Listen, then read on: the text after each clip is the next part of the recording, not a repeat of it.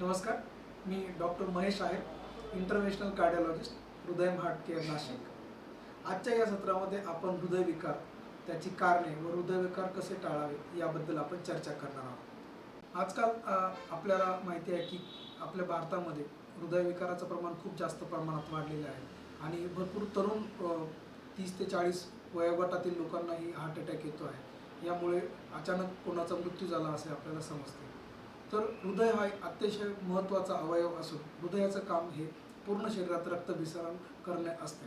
आपले हृदय दिवसात एका मिनिटाला एक 60 ते 100 वेळेस आकुंचन आणि प्रसरण पावते. त्यामुळे हृदय हे अतिशय महत्त्वाचे अवयव असून यामुळे हृदयाला काही इजा झाल्यास जीवाला धोका होऊ शकतो. हृदयविकाराचा झटका येतो म्हणजे नेमकी काय होते? हृदयाच्या नसांना रक्तपुरवठा करणाऱ्या नसा असतात, त्यामध्ये रक्ताची गुठळी तयार होऊन किंवा कोलेस्ट्रॉल डिपॉझिट होऊन तर हृदयाला रक्तपुरवठा हा खंडित होतो आणि हृदयविकाराचा झटका येतो. यामुळे ज्या पार्टला इजा झालेली आहे ते पार्ट हृदयाचं कमी काम करायला लागतो व आपण त्याला हार्ट अटॅक असं म्हणतो. यामुळे सडन कार्डियाक अरेस्ट किंवा अचानक दम लागणे, छातीत दुखणे असं होऊ शकतो.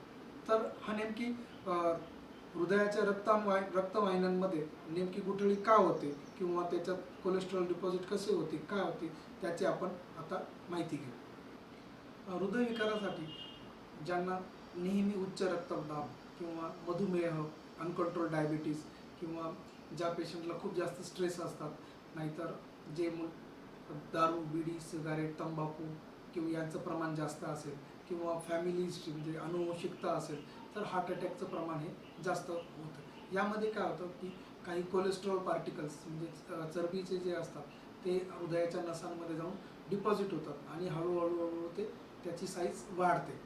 जेव्हा स्ट्रेस येतो किंवा काही कारणास्तव होतं तेव्हा त्या कोलेस्ट्रॉलच्या वरचा जो कॅप असतो म्हणजे तर फायब्रस कॅप असते ती जर ब्रेक झाली तर तिथे जाऊन रक्ताची गुठळी तयार होते व ती रक्तवाहिनी ही पूर्णपणे बंद पडते. यामुळे सडनली रक्तपुरवठा हृदयाला कमी झाल्यामुळे त्या भागाला अतिशय ऑक्सिजनचा पुरवठा कमी होते आणि आपण त्याला हार्ट अटॅक आला असं म्हणतो. हृदयविकाराचा झटका आल्यावर अनेक प्रकारचे त्रास होतात. यामध्ये छातीत दुखणे हे सर्वात जास्त कॉमन आहे. कधी कधी छाती भरून येणे किंवा चेस्ट हेवीनेस, छाती भरून येणे, बधीरपणा वाटणे किंवा छातीमध्ये किंवा पाठीमध्ये दुखणे किंवा अचानक चक्कर येणे, बेशुद्ध पडणे अशा गोष्टी होऊ शकतात.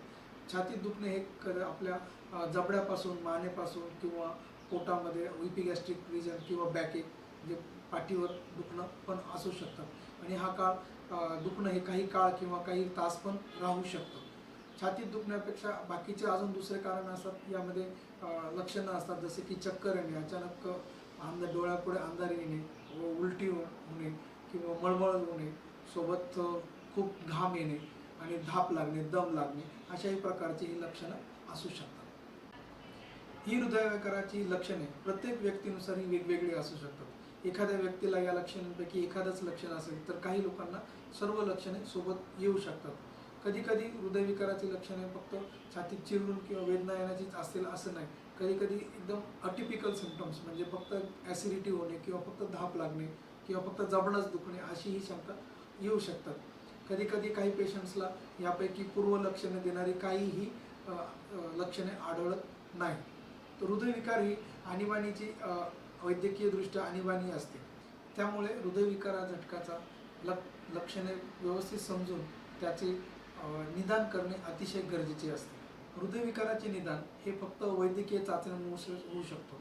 काही आपण घरी त्याला निदान करू शकत नाही. यासाठी आपल्याला निदान करण्यासाठी सर्वात प्रथम आपल्याला ECG करणे गरजेचे असते. ECGवर आपल्याला हृदयविकाराचा झटका मेजर आहे किंवा मायनर आहे हे आपल्याला कळतं. कधी कधी ECGवर जस्ट थोडे चेंजेस असतात, त्यामुळे ते आपल्याला समजत नाही की हा मेजर अटॅक आहे की मायनर अटॅक आहे. त्यामुळे आपण तेव्हा 2D इको म्हणजे इकोकार्डिओग्राफी करतो. यामध्ये हृदयाचं पंपिंग कसं आहे ते आपल्याला कळतं. कधी कधी ज्या बाजूला अटॅक आलेला असतो तर हृदयाचा तो भाग हा कमी काम करतो व ते आपल्याला कळते. सोबत याला ब्लड टेस्ट असतात जसे ट्रॉप्टी आणि CPK-MB. हे जर आपल्या रक्तामध्ये त्याचे प्रमाण जर वाढले असेल तर आपण त्याला मेजर अटॅक असं म्हणतो. वरून आपल्याला पुढच्या टेस्ट करायचे असेल तर मग आपण अँजिओग्राफी टेस्ट करतो. अँजिओग्राफी म्हणजे यामध्ये हृदयाच्या नसांमध्ये काही ब्लॉकेज आहे का ते आपल्याला कळते. एकंदरीतच या सर्व तपासण्या आपल्या हृदयाला किती हानी झालेली आहे व यासाठी आपण काय करू शकतो आणि ती हानी आपण कशी कमी करू शकतो किंवा हृदयाचं डॅमेज हे आपण किती कंट्रोल करून इम्प्रूव्हमेंट करू शकतो हेच आपल्याला सजेस्ट करतात. हृदयविकारामध्ये बऱ्याचदा हृदयाला होणारा रक्तपुरवठा पूर्ववत करण्यासाठी आणीबाणीच्या उपचारांची गरज पडते. जोपर्यंत हृदयाला रक्तपुरवठा वाढत नाही तोपर्यंत ते इजा भरून येत नाही. याला आपण विंडो पिरियड असं म्हणतो. म्हणजे हृदयाला रक्तपुरवठा हा जर कमीत कमी वेळेस जर असेल तर आपल्याला रिकव्हरी खूप चांगली होते. म्हणजे हा हृदयविकाराचा झटका आल्यानंतर पहिल्या 3 तासामध्ये जर इम्प्रूव्हमेंट जर झाली, रक्तपुरवठा सुरळीत झाला तर हृदयाला डॅमेज हा कमीत कमी होतो. यामध्ये भरपूर प्रकारचे आपल्याला असतात. यामध्ये औषधोपचार, कधी कधी इमर्जन्सी अँजिओप्लास्टी करण्याची ही गरज पडते. औषधोपचारांमध्ये आपल्याला सर्वप्रथम ॲडमिट होऊन त्याला रक्तपातळ करायचे गोळ्या व इंजेक्शन्स आपल्याला द्याव्या लागतात. हे रक्तपातळ करण्याचे इंजेक्शन्स काय करतात की ज्या हृदयामध्ये जी रक्ताची गुठळी तयार झालेली आहे ती गुठळी विरघळण्याचं हे काम करतात. ते काही इंजेक्शन्स असतात जे हळूहळू ॲक्ट होऊन ते रिलीज करतात. काही इंजेक्शन्स एकदम फास्ट इंजेक्शन देऊन ते आपल्याला इम्प्रूव्हमेंट देतात. तर काही पेशंट्सला इमर्जन्सी अँजिओप्लास्टी जर केली तर तो लवकर इम्प्रूव्हमेंट होतो. तर यामध्ये जिथे ब्लॉकेज आहे तिथे रक्ताची गुठळी आहे तिथे ती रक्ताची गुठळी काढून किंवा तिथेच त्याला आपण बलूनिंग करू आणि तिथे आपण अँजिओप्लास्टीमध्ये स्टेंट टाकून तो रक्ताची गुठळी किंवा रक्ताचा ब्लॉक आहे तो हृदयाच्या नसांमध्ये जो ब्लॉक आहे तो जर व्यवस्थित केला तर हा लवकरच हृदयाचा रक्तपुरवठा सुरळीत करून हृदयाला इम्प्रूव्हमेंट होण्यासाठी लवकर मदत करतात. हृदयविकारादरम्यान किंवा त्यानंतर देण्यात येणारी औषध हे हृदयाला जास्त चांगल्या प्रकारे काम करण्यास मदत करतात. यामध्ये रक्तपातळ करायच्या गोळ्या असतात की ज्या किंवा कोलेस्ट्रॉल कमी करण्याच्या गोळ्या असतात, बीपीच्या आणि शुगरच्या गोळ्या असतात. हे हृदयाचा त्रास हा कमी करण्यास मदत करतात. यामध्ये परत अटॅक येऊ नये किंवा पुन्हा प्राणघातक आपल्याला इमर्जन्सी काही होऊ नये याच्यासाठी त्यांचा फार उपयोग होतो. या ड्रग थेरपीमध्ये अँटीप्लेटलेट्स म्हणजे ॲस्पिरिन आणि क्लोपिडोग्रेल किंवा कोलेस्ट्रॉल कमी करण्याची औषधे हे अतिशय महत्त्वाचे असतात. हृदयविकाराचा झटका टाळण्यासाठी जीवनशैलीमध्ये काही बदल करणे अतिशय उपयुक्त आहे. म्हणजे prevention is better than cure. यामध्ये आहे नियमित व्यायाम करणे. नियमितपणे व्यायाम केल्यावर आपले हृदय हे मजबूत व निरोगी राहते. नियमित दररोज 30 मिनिट किंवा आठवड्यातून कमीत कमी 2.5 तास हा व्यायाम केला पाहिजे. यामध्ये जॉगिंग किंवा ब्रिस्क वॉकिंग, एरोबिक्स ॲक्टिव्हिटी आपण करू शकता. नियमित व्यायाम केल्यावर आपले ब्लड प्रेशर व शुगर हे कंट्रोलमध्ये राहते. यामुळे भविष्यामध्ये डायबिटीज आणि हायपरटेन्शनमुळे होणारा जो त्रास आहे तो पण कमी होतो. आपल्या जीवनामध्ये स्ट्रेस मॅनेजमेंट करणे ही अतिशय महत्त्वाचे असते. स्ट्रेसमुळेही हृदयविकाराचा झटका हा प्रमाण वाढलेला आहे.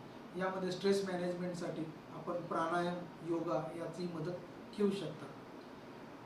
अजून आपल्या हृदयविकाराचा झटका टाळण्यासाठी जे आपल्याला उच्च रक्तदाबासाठी जी औषधे चाललेली आहेत ती नियमित घेणे अतिशय गरजेचे आहे आणि यासाठी आपल्या डॉक्टरांकडे रेग्युलर फॉलोअप घेणे अतिशय गरजेचे आहे.